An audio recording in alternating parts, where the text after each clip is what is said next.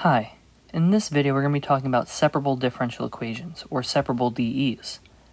Now, it is a type of first-order differential equation, and first-order differential equations have the form dy dx is equal to some function of x and y.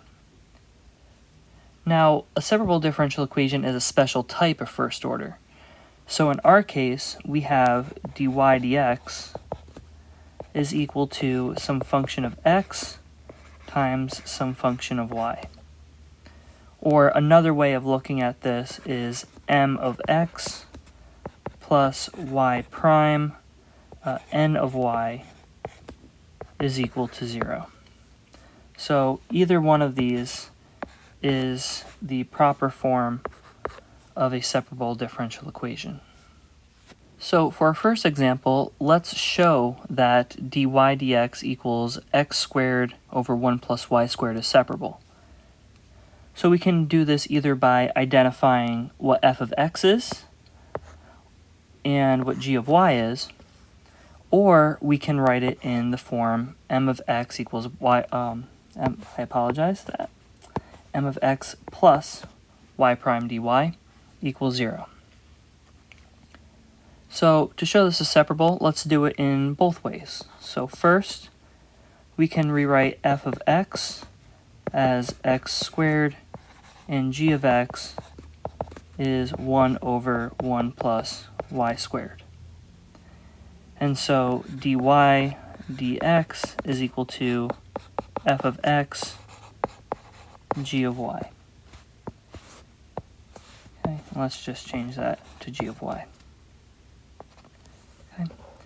Alternatively, we can rewrite this as m of x plus y prime m of y.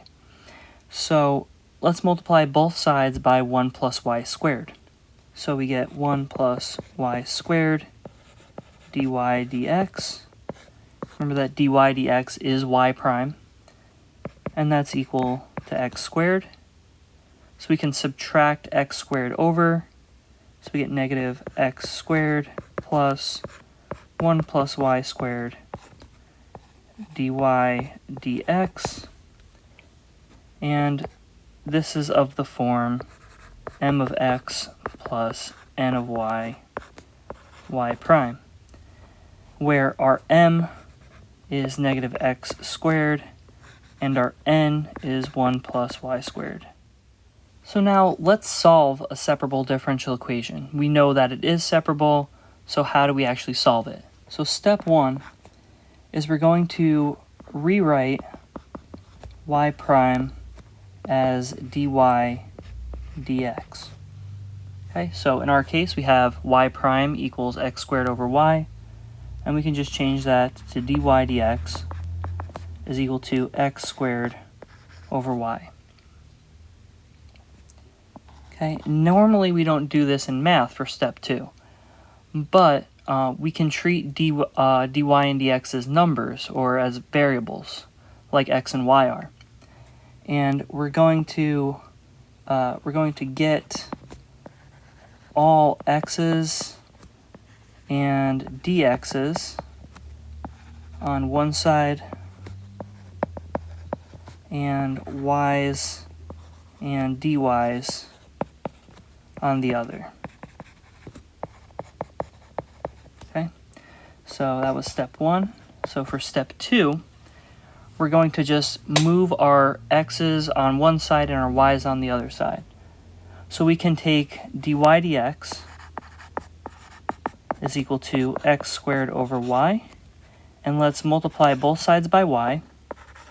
So we have y dy dx is equal to x squared, and then let's multiply both sides by dx, and we have y dy equals x squared dx. Okay, now step 3 is we're just going to integrate both sides. And doing this, we get y squared over 2 is equal to x cubed over 3 plus c. And if we can what we're going to do last is we're going to solve for y if possible. And in our case, it's not nice, so we won't do it. If we did, we'd have y equals a plus or minus, and it would be kind of messy, so it's better in this case to just keep it in its implicit form.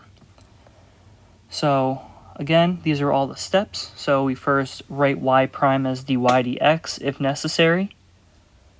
Then we separate our x's and our y's. So we get all the x's and dx's on one side, and all the y's and dy's on the other side.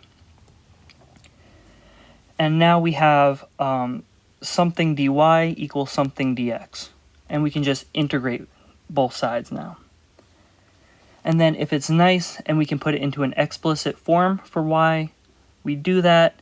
If not, we don't do it. Now sometimes we're given a restriction on our function. It'll be like y of some value equals another value. And in a case like this, we can actually figure out what our constant c is.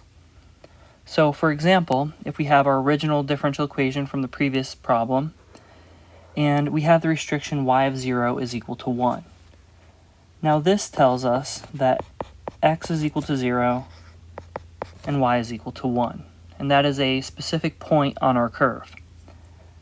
So solving this differential equation, we saw that y squared over 2 is equal to x cubed over 3 plus some constant c. Now let's apply the initial conditions.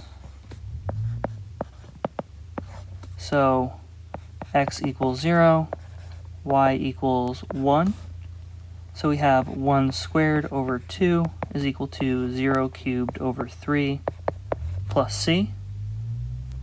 This goes away to 0, and we're left with 1/2. 1/2 is equal to c. So our solution is y squared over 2 is equal to x cubed over 3 plus 1/2. And that's really all there is to initial conditions.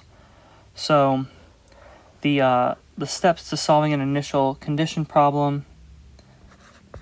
So solving initial condition problems, we just solve the DE. As we did before, we would follow those procedures. And then once we solve it, we substitute our x and y from the initial condition to get c. And then we rewrite the solution with the c that we found in part 2. That's it for today. Thank you for watching. If you have any questions, comments, or concerns, please put them in the comments below. And have a great day.